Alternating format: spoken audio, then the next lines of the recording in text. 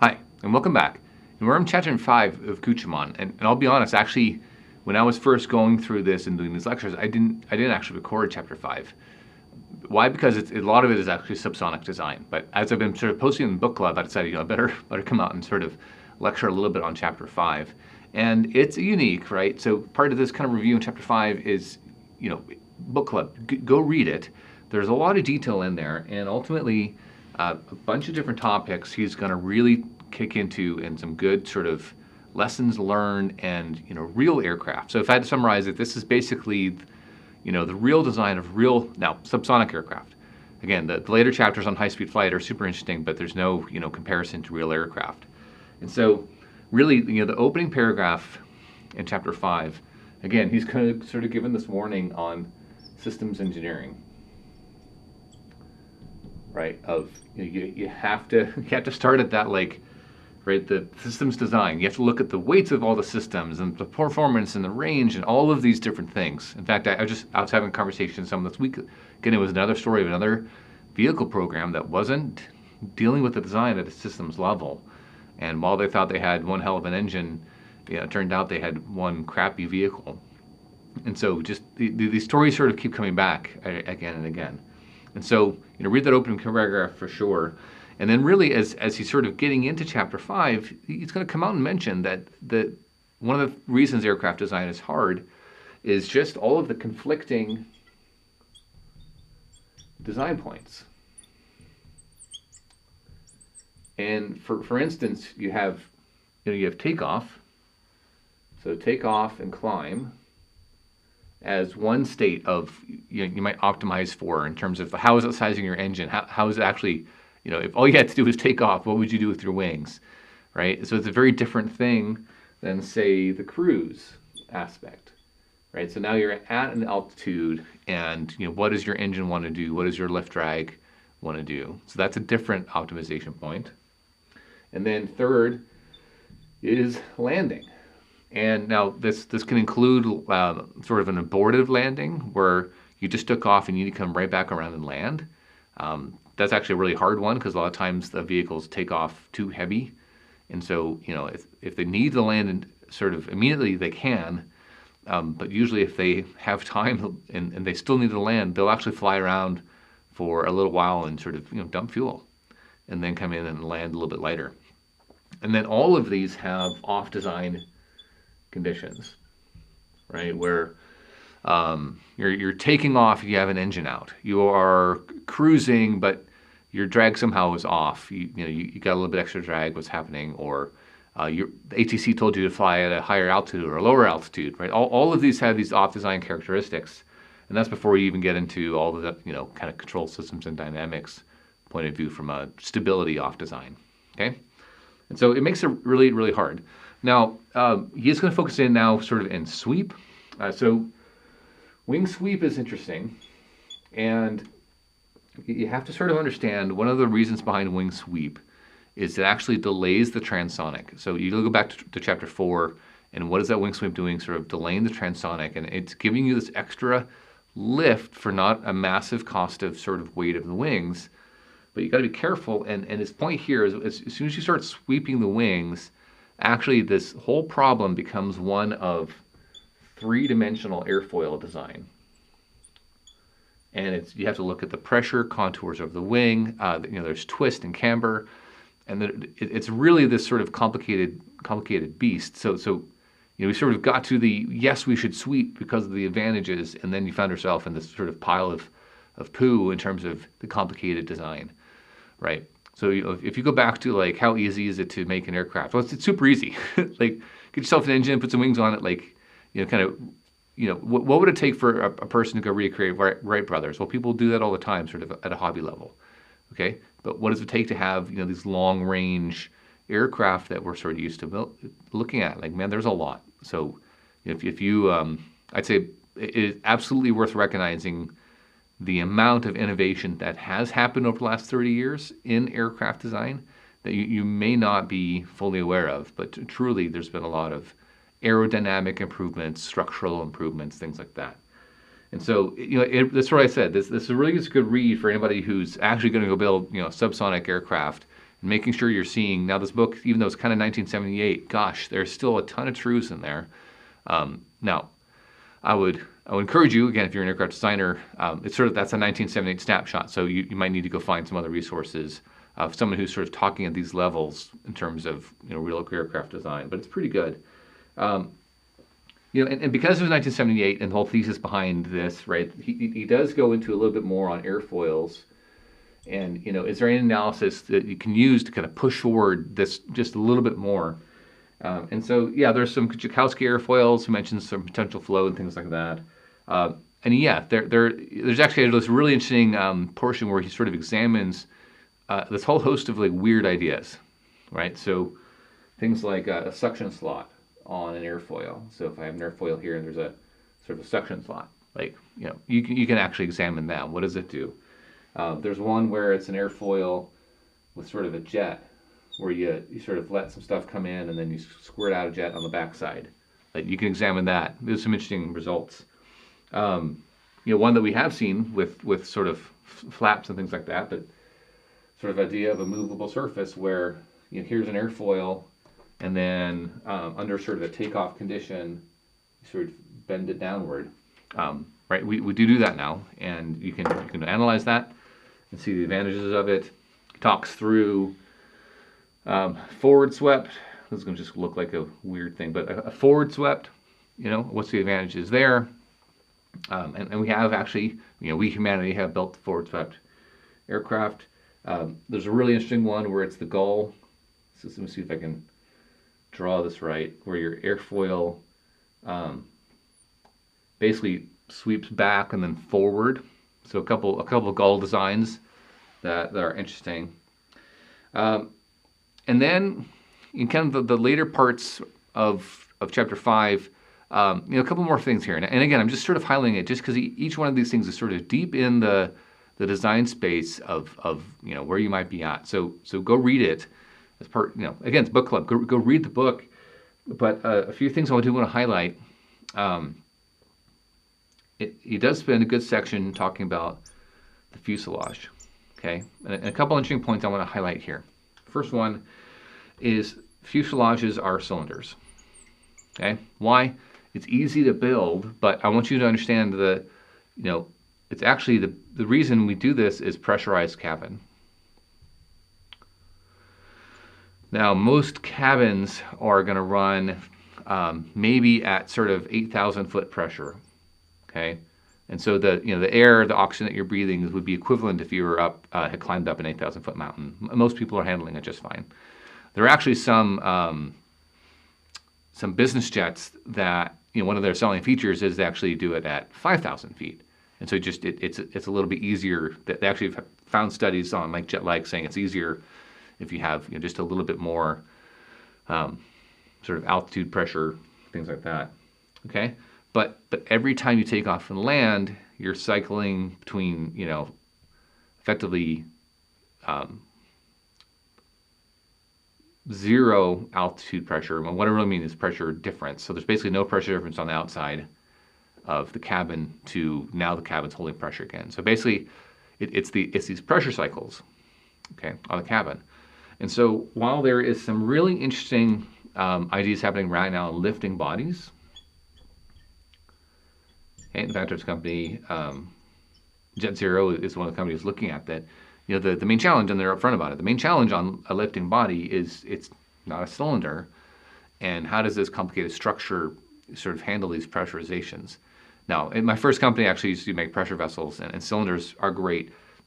It doesn't take too much, let's call it ellipticalness in a cylinder to all of a sudden the weight that you have to keep that becomes pretty brutal. Okay, so there's good reason things are cylinders.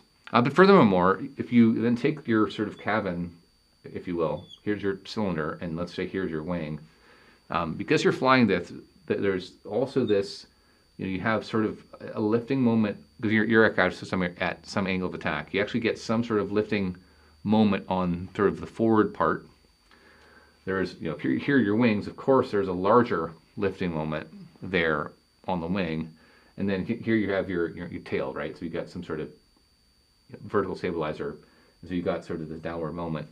And so just realizing this is long, there's actually, the load distribution is not even. So there's quite a bit of sort of structural strength that has to sort of happen along the way along these long clive-ins to handle all of these points. And that's just lifting surface. Now imagine you got, you have sort of landing gear one, or wherever the rest of your landing gear is, you got some pretty concentrated loads. So, I usually talk a lot about thermodynamics, combustion, propulsion systems, and aerodynamics. But I want to sort of spend the moment here and sort of recognize the challenge to all the sort of aircraft structural engineers out there, right? This is a big deal. A lot of times you don't get any of the glory, but the weight savings that can happen by doing this right is actually a pretty big deal. In fact, one of the biggest weight savings that structural engineers really should hang your hat on. So if you're a structural engineer, remember that we used to fly biplanes, right? And in fact, we had these biplanes that would have sort of these wire cross trusses. In fact, most people forget that what the Wright brothers solved was actually flight controls, not flight. We generally say they solve flight because you actually have to be able to control where you're going. But it was wing warping, so that this biplane and this little engine, okay? But he actually had these levers, and he would twist the sort of the pulleys in the wing. And so actually by twisting the wings, if the plane started going a little bit left, you could twist the wing and correct. So it was actually, the Wright brothers invented flight controls, which was the final piece for flight, but they didn't invent, powered, generically powered flight, right? They invented sustained powered flight. Anyways, super important. But what's neat about a biplane, in fact, you can think of this also the same way as ground effect, okay? And so there's this great graph. See if I can recreate it here, sort of on the marker. This would be the span over 2h. So h being how close you are to the ground, or also how close you are to a biplane here. And this is your sort of loss coefficient, but biplane is going to do something like this, and then this would be sort of your ground effect. Okay. But interesting enough, on the ground effect, this is now lift versus that same S over H. You actually get this, extra lift. If let's say here's one. So effectively, if you were within one wingspan of the ground, what's starting to happen is the air, the air has to go above and below your wings. Well, when it goes below your wings, you've got sort of the ground with you, and so it actually adds a little bit of a pressure.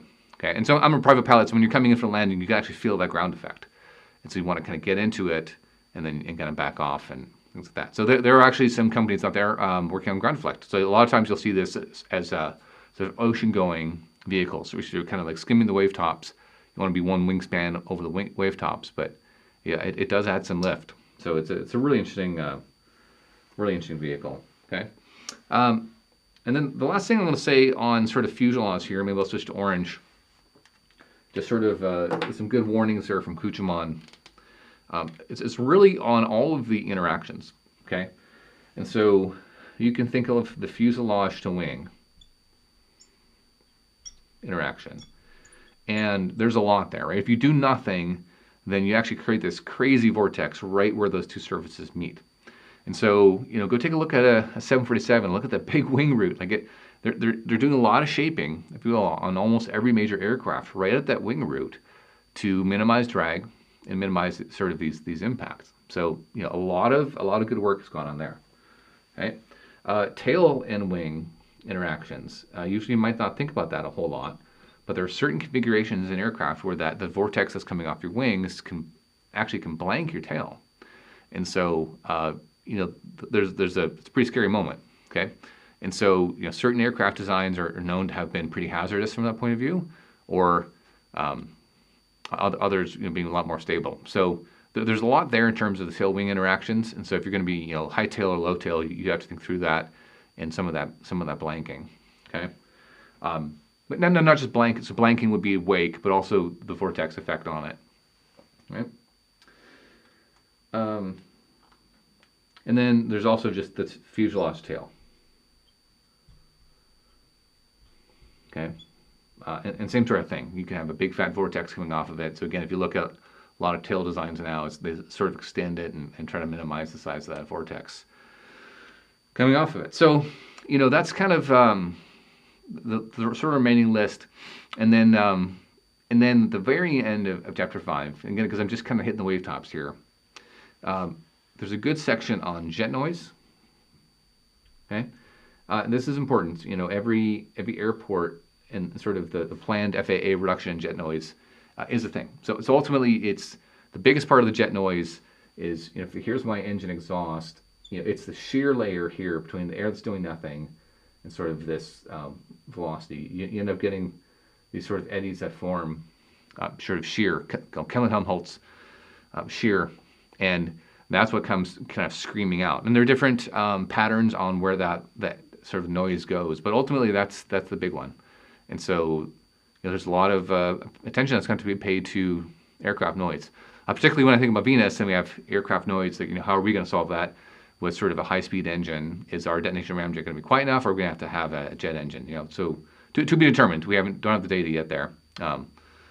So that's going to be a big deal for any aircraft being designed sort of moving forward. Okay.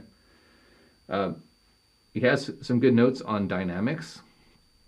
Okay. In fact, one of the book clubs I'm going to go do at some point here in the near future is just 100% into aircraft dynamics. So it'll feel like a graduate course.